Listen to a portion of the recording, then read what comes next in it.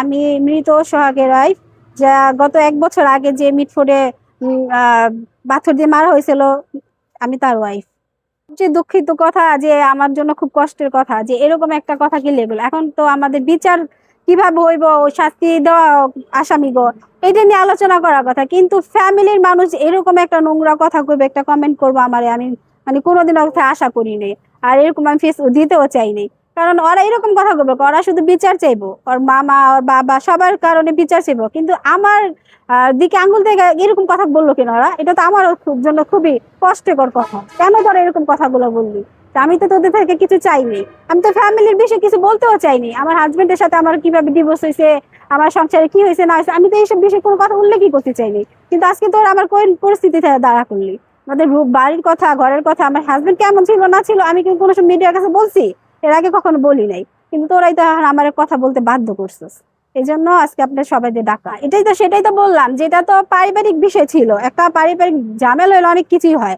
কিন্তু সে আমার ডিভোর্স দিছে ঠিক আছে, কিন্তু মারা যাওয়ার কিছুদিন আগে, মানে 6 মাস আগে আমার ডিভোর্স দিছে। তারপরে সে আমার নিয়ে গেছে, আর আমি ওর কিসের জন্য গেছি? আমার 2টা ছেলে মেয়ে আছে, এই কারণেই গেছি। কারণ একটা মা না থাকলে ছেলে মেয়ের জন্য তো অনেক কষ্টের ব্যাপার। হ্যাঁ, আমার স্বামীর সাথে আমার ঝামেলা হয়েছে, যাই হয়েছে না হয়েছে সেটা আমি কোনোদিন প্রকাশ করতে চাই নাই। যা হয়েছে ভিতরে, এটা তো বাইরে আনার কিছু না। কিন্তু তোরা কিভাবে এটা পারলি যে আজকে সবার সামনে যে ডিভোর্সি বইলা কি প্রমাণ করতে চাইতাছিস? ঠিক আছে, আমি তো আমার সন্তান এনে থাকতে চাইছি, আমি তো আর অন্য কোনো বিষয়ে কথা বলতে চাইনি। আমি আমার স্বামীর সাথে ডিভোর্স হয়েছে কিনা বা কি হয়েছে এটা না, আমরা সবাই বিচার চাই, আমিও তো বিচার চাইছি, আমার হাজবেন্ডের জন্য বিচার চাইছি। যেভাবে ওনারা মারা হয়েছে, এর যে কষ্টের কোনো কথা হয় না, পৃথিবী সারা বিশ্বে এই জিনিসটা জানে যে ওনার কিভাবে মারা হয়েছে। সেই বিষয় না কথা বললাম, সেই বিষয় থেকে এখন পারিবারিক বিষয়, কবে আমার ডিভোর্স দিছে, কবে কি করছে। হ্যাঁ, ডিভোর্স দিছে ভালো কথা, কিন্তু আমার সন্তানের সাথে তো আমার ডিভোর্স হয় নাই। আমার ছেলে আমার মেয়ে সেটা তো আমারই নিজে।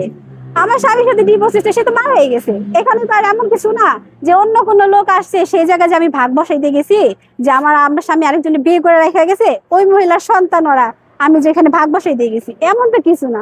কিন্তু তোরা কিসের জন্য মিথ্যা কথাগুলা বললি আমার নামে? আমি 2 লাখ টাকা নিয়ে আসছি, আমি আমার ছেলে মেয়েরে ফালাই আসছি। আমি ফালাইছি কখন? আমি আজকে আসছি জাস্ট 2 মাস হয়েছে।